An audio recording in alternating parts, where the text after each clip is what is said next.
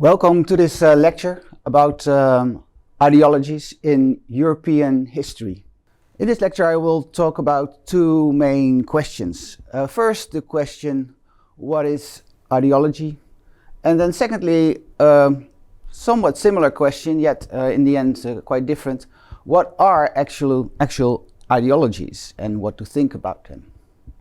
In the course of this lecture I will show various pictures of people that have represented and formulated ideologies, yet as we see, it's more than just about intellectuals.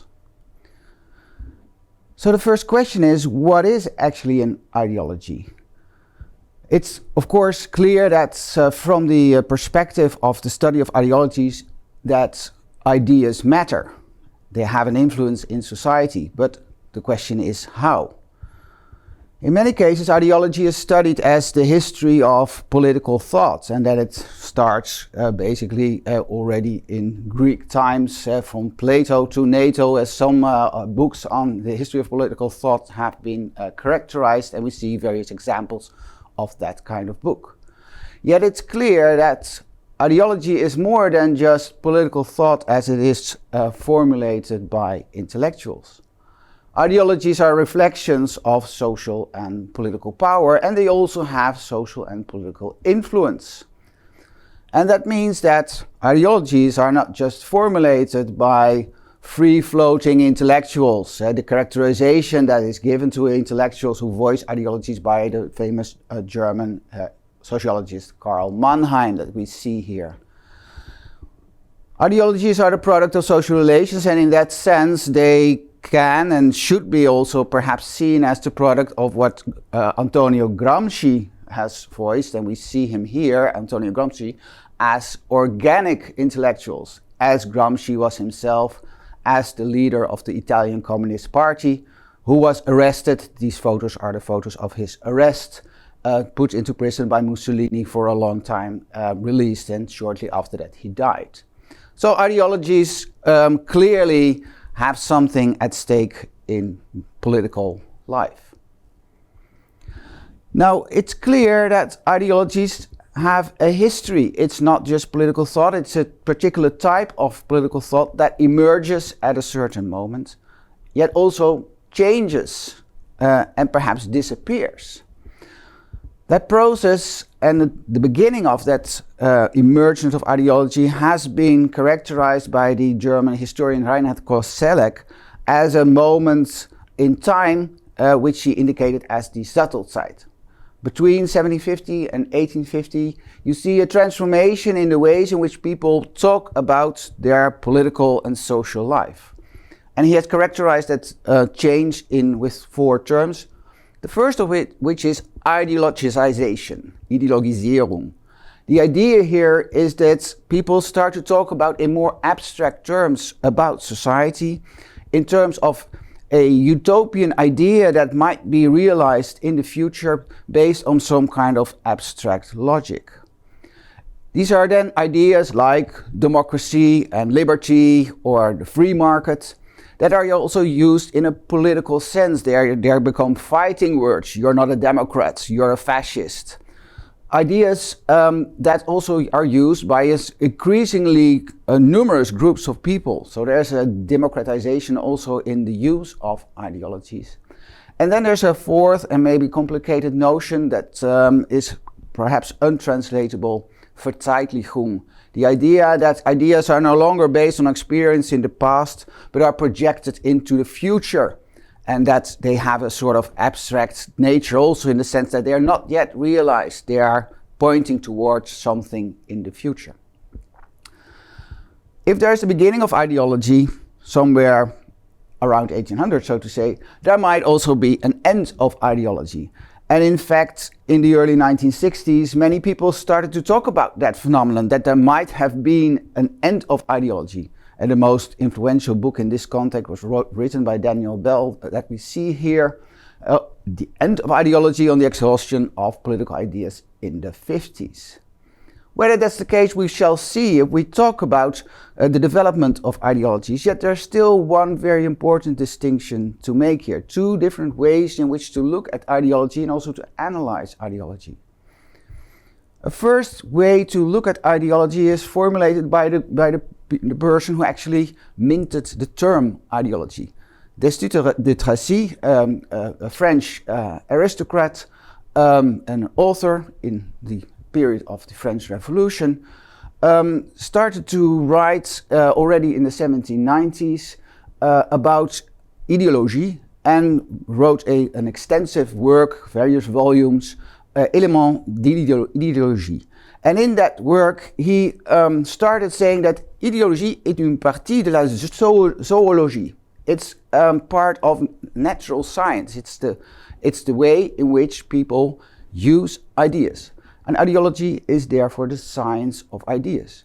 And the idea behind that notion of ideology is that people actually could think of ways in which to create the world, to reform the world on the basis of abstract ideas, and that it was in fact the work of ideologues who were able to do that, who were able to develop ideas that guided people in the way in which they wanted to change and reform the world. A very different understanding is the understanding that was voiced by Karl Marx.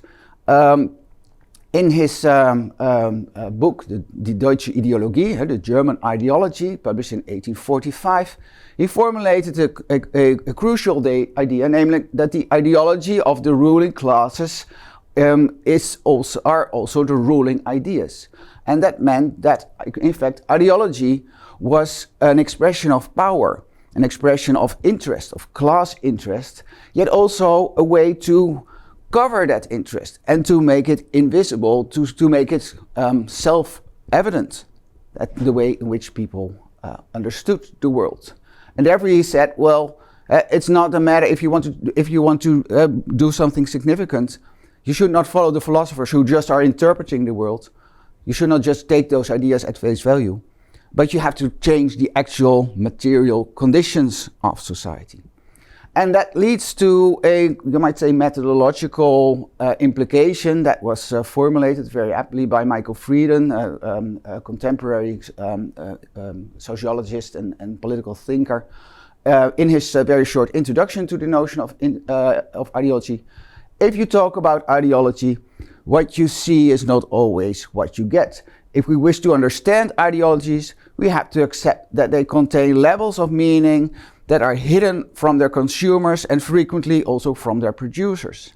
The study of ideology therefore encompasses in large part, though certainly not entirely, the enterprise of decoding, of identifying structures, contexts and motives that are not really readily visible.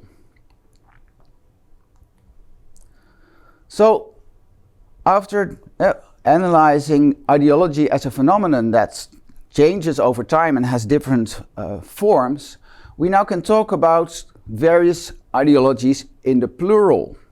It's not just one thing, there are various ideologies.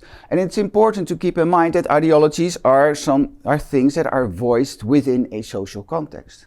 Now, one very important social context is parliamentary debate. It's in those debates that people voice political ideas that are informed by ideological ideas.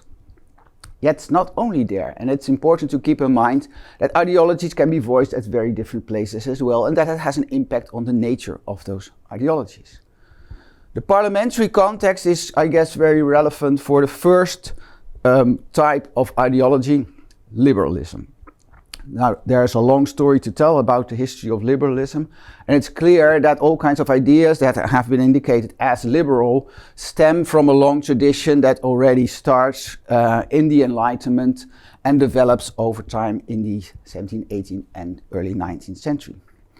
Yet one very important notion to keep in mind is that liberalism also stems from a historical experience, and that's the experience of, on the one hand, revolution, the French Revolution and the terror that came with it, and also the rule of Napoleon in Europe.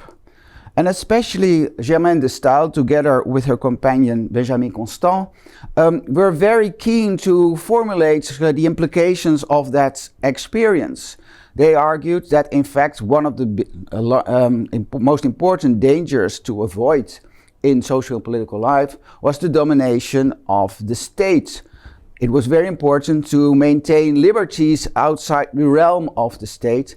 And in fact, as Benjamin Constant also formulated, we should maybe accept that we don't have the liberties of the ancients, so there were liberties to participate in the state, but that we have modern liberties that is to be free from the state. Yet at the same time, and that was mainly formulated by Germaine de Stael, we should be aware that outside the state, people have the opportunity to voice ideas about social life. There should be a public sphere, free press, free debate, that should create a public opinion that should guide, in the end, the political actions. Also, Alexis de Tocqueville had a similar experience. His parents were persecuted in the French Revolution, only barely escaped the guillotine. And it is from that experience that he also voiced the fear of the state and emphasized that people should be free within society, within social organizations, voluntary associations, as he saw in his travels in the United States in the 1830s. So it's the idea that you should have a public sphere, a civil society that should be free from the state, as a crucial idea of liberalism in that early phase. Yet at the same time, it was clear that the state should be ruled in a certain way, that the state should play a role, and that role was voiced in different ways. On the one hand, the state should be the expression of a national will. And it is that idea of nationalism as part of liberalism that was voiced by Giuseppe Mazzini, one of the founders of the Italian unity. It's his idea that it's in fact the nation, the Italian nation, finds its ultimate expression in a sovereign state, sovereign not just independent from other states, but also sovereign in the way that it is ruled by the nation itself. The way in which that should be done should be not just to the pleasure of the few, but in fact to the profit of the many. And it's that idea that is voiced by another influential liberal, Jeremy Bentham, who argued that it's the idea of the greatest utility of the largest number of people that should be the goal of the state. And in order to achieve that, you must have an idea of what people actually long for. You should have an idea about their preferences. And it is in that sense that liberals also started to plead for an extension of the suffrage, of the possibilities and the opportunities for people to vote. Now, there was a problem for liberals in this respect, because they mistrusted the voice and the opinions of the common people. They thought that uncivilized and uneducated opinions might be dangerous. And especially women played a crucial role in this debate. And we have a very influential author in this respect, Harriet Taylor Mill, who together with John Stuart Mill voiced the idea that in fact the suffrage should be extended, that there is no good reason to exclude women, that they have the same reason and the same interest as men, and in fact that it is only when people are free to express their opinions that in fact a truly democratic and liberal state can emerge. Yet still, if you look at their work and for instance look at the way in which they talk about colonial subjects, they remain rather reluctant to enlarge the vote to those people as well. So yes, liberals were in favor of individual voice and the ability of people to express their needs, yet they were fearful of the fact that people might do that in an irrational way. It is that idea and that tendency of liberalism to distrust the lower classes and other people that they deemed unfit to rule, that informed the suspicion of Marxist, of leftist groups in Europe, that in fact liberalism was only the expression of a class interest. and informed the idea of Karl Marx that I already presented, that in fact the ruling ideology is the ideology of the ruling class. Now Marxism is crucial in this respect also because it, you might say, discarded the whole idea of ideology as a tool to change society, against the notion of this démocratie, that you can have a science of ideas that rationally inform society. In fact, according to Marx, we should see the history of societies as the history of conflict, of class struggles, of clashing interests that in the end should have its own course. And therefore, Marxists, and Marx in the first place, were against utopianism, against the formulation of some kind of a abstract ideal, and also basically against reformism, the idea that you, on the basis of rational ideas, can reform society. It is the development of the relation of production, the relation between capital and labor, that in the end runs its own course, will lead to the verelendung, the immiserization of the lower classes, as a result of which they will rise up against the ruling power, as we see here in this famous painting of the strike of the 1880s. So the ruling classes will rise up, pick up a stone and throw it at the capitalists, and in the end establish the dictatorship of the proletariat, after which they can create communism, in which each works according to its abilities and gets what he needs. And it is in that context also that then the state that was seen by liberals as so dangerous, in fact, will wither away. Now it's in response to the socialist movement that's gained so much prominence and popularity, also because of the work of Marx and other ideologues, that in fact liberals tended to become more conservatives in the course of the second half of the 19th century. And you see this shift, therefore, in the first place, the nationalism of liberals. The nationalism that they voice becomes more combative, more politicized, you might say. More an idea not just to give the nation its sovereign power, but also to exclude people from the nation and to mobilize the true members of the nation against the enemies of that nation. It's that nationalism that was fed by all kinds of what we now might see as populist rulers. One famous example was the General Boulanger, who in the 1880s was very successful in mobilizing the French people in elections to support him for a vaguely nationalist program that appealed to the true French. Yet you see also more suspicious and malicious forms of exclusion that were informed by racist idea.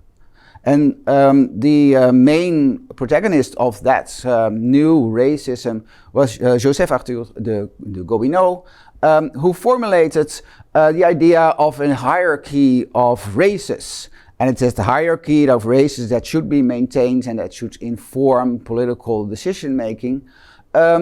And that in fact we should also see society not as a community of rational individuals, but in fact as a community of different groups of people standing at different levels of civilization according to their race. It was an idea that in the end became to be called social Darwinism. While Darwinism apparently had expressed the idea of the survival of the fittest, it was not actually Darwin who formulated that, but it was ascribed to Darwin as the way in which evolution, natural evolution, took place. It was in the end seen as a proof that in fact the most fit individuals in fact should rule, and that we should overcome the previous levels of civilization that was ascribed to lower races that was seen as of a lower standing. It's those ideas that were used by liberals, by nationalists, to mobilize increasing groups of people against the liberal state, but also against socialism. And you see that in the course of the 20th century, it's those ideas that start to inform newly emerging movements, ideologies that were in the end summed up by Hannah Arendt, a famous philosopher of the 20th century. We see here as forms of totalitarianism. Now, there has been a whole debate to what extent actually Nazism and communism, Soviet communism, can be seen as two branches of the same tree. And there are clear differences between the two. In fact, so Nazism was a racial idea, while the communism of Stalin was based on class differences. The idea was that, in fact, Soviet communism was something that could be embraced by people all over the world, while Nazism was only for Germans. So there are clear differences between these two ideologies. Yet they share, in important respects, also the idea that, in fact, ideology should inform the transformation of all aspects of life. And it is that totalitarian aspect emphasized by Hannah Arendt that actually characterizes the emergent ideologies in the first half of the 20th century. Ideology was not just about political organization, it was not just about mobilization of the masses, by way also of new media like the newspapers, but also the radio. But it was in fact the way in which all aspects of social life should be organized. Work, education, the social relations in public life, but also the way you raise children. It's not by coincidence that there are so many pictures of the of Hitler and Stalin with children. They are the future. They are the way in which the nation should develop. But it's more importantly the idea that these ideologies were applied to the totality of human life, and in that sense transforming all of society in a very fundamental way. It's at the end of the Second World War when Nazism lost not just militarily but also ideologically. It lost all credibility because it was clear that it became genocidal and that it turned out to have formed the justification for the murder of those who were deemed unfit for the racially pure society, in the first place the Jewish population of Europe. It's at the end of the Second World War that ideological conflict was altogether seen as something to be avoided. And so you have a development of ideologies after 1945 who try to avoid their ideological nature to a large extent. And they use very general terms. We have here examples of, on the one hand, social democracy, the Dutch Labour Party, Partij van de Arbeid, who put itself and presented itself in this election poster in 1946 as being in the service of all of the people, not just the working classes, but for everyone, for a better future for your child. Similarly, Christian democracy also presented itself as being for justice and liberty, of being for a newly established state that was protecting the freedoms and rights of all of the people. So both Christian democracy and social democracy emphasized very much that they were for everyone, and also that they were not actually very ideological. And this was expressed maybe most aptly by the election poster of Adenauer in Germany for the CDU, for the Christian Democratic Union there, 1957. Keine Experimente, no ideological experiments, no abstract ideas, but trying to do good for everyone. It's in that context that the welfare state developed. And it's also in that context that increasingly in the course of the 1980s people started to worry about the lack of commitment to that welfare state, and also to the what people saw as the overburdening and also rising expectations that people had from the welfare state. And it's in that context that neoliberalism emerged. It's again a commentary on liberalism. It's the idea that while liberals actually assumed that if you let people free, that then social relations will spontaneously balance out, that was distrusted. In fact, neoliberals were very suspicious of the notion of laissez-faire, and they thought that if you want to have a free market, you should organize it. You should have a strong state in order to have that free market, and in order to create that strong state, you should create as much room for that state, notably by limiting the influence of the people. So neoliberals were not just for protecting the free market, but they were also for limiting democracy, limiting the power of the unions, but also taking out important aspects of political decision-making out of the democratic realm, for instance by establishing budget limits that could not be surpassed by political decision-making. It's on the basis of those ideas that Margaret Thatcher and Ronald Reagan in Britain and Reagan in the United States created a revolution, you might say, a neoliberal revolution.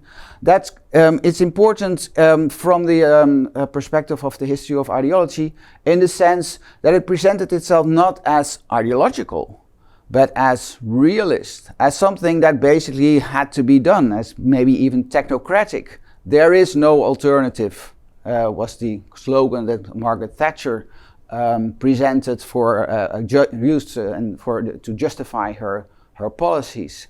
It's just what needs to be done in order to have a free society, and there was no ideological choice behind it.